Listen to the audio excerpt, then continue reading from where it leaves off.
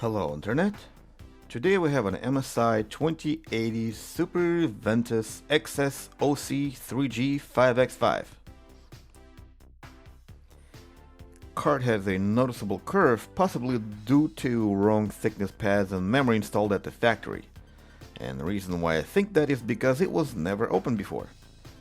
Customer said there are lines on the screen, so let's plug it in and see what lines we get.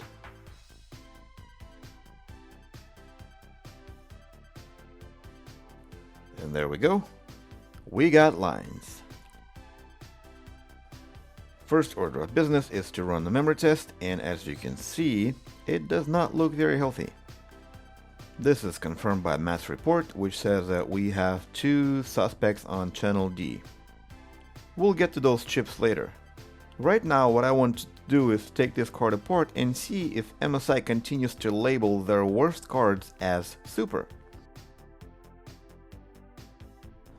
This bracket here falls off on its own. I'm sure that's by design. Continuing on, I ran into a problem removing one of the spring-loaded screws.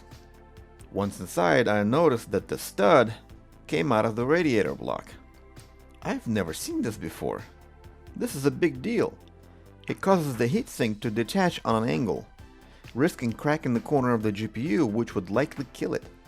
Thanks, MSI. Now look at this super cooling solution for memory. With this size thermal pads, only half the chip is cooled. In any case, let's proceed with the removal of those chips and see what we find under.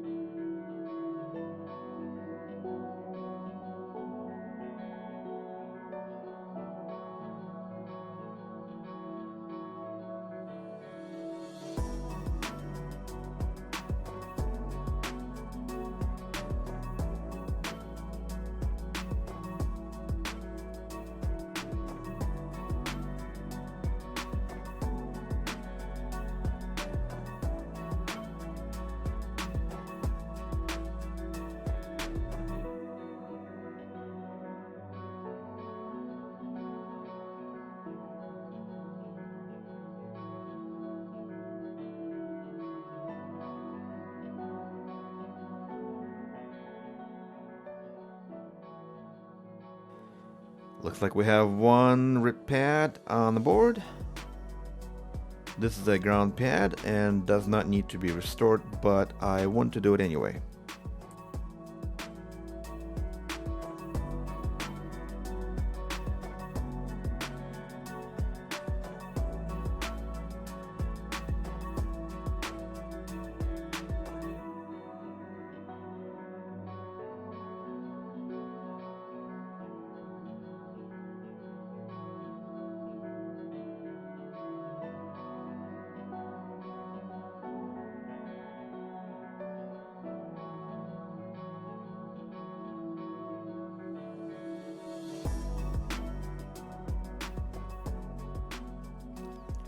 Now let's look at the memory chips.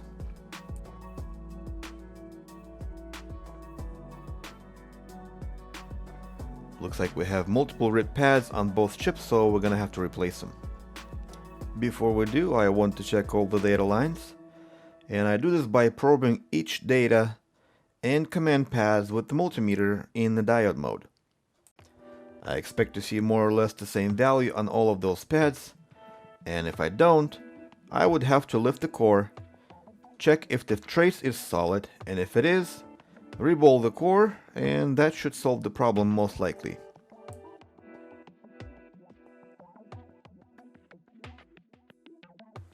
As of right now, I don't see any issues with the data lines, so we can continue with soldering and placing chips.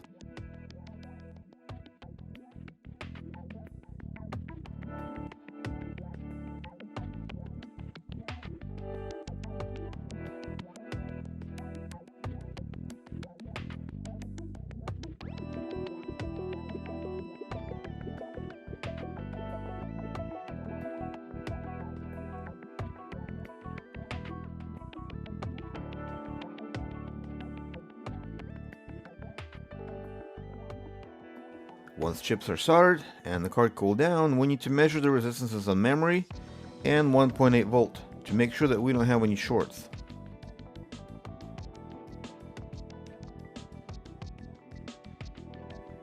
Now let's run a quick memory test once again, and as you can see, we still have a problem. And looking at the report, it appears we have a problem with the chip that's right next to the two that we have replaced. I'm kind of guessing whatever heat was applied had finally killed already dying chip. I've already replaced this chip and reran the memory test, which as you can see has passed, so let's put this card together and run some more tests. But before we do that, I'm going to do a customer small favor and apply proper pets on the memory. MSI decided to glue their pads to the heatsink, so I'll have to use a solvent to remove it. Thanks again, MSI. Now, the reason why I use the same thickness pads instead of a proper 1.5 or maybe even 1mm pad is because, if I do, PCB will get straight. This sounds like a good thing, but this card has been bent for a few years. Making it straight again could cause issues, so I'm going to play it safe and leave it as is. I will pre-assemble the card to see if pads are making good contact with the heatsink when it's pressed in, and it does, as you can see. Now it's safe to apply thermal paste and finish with the assembly.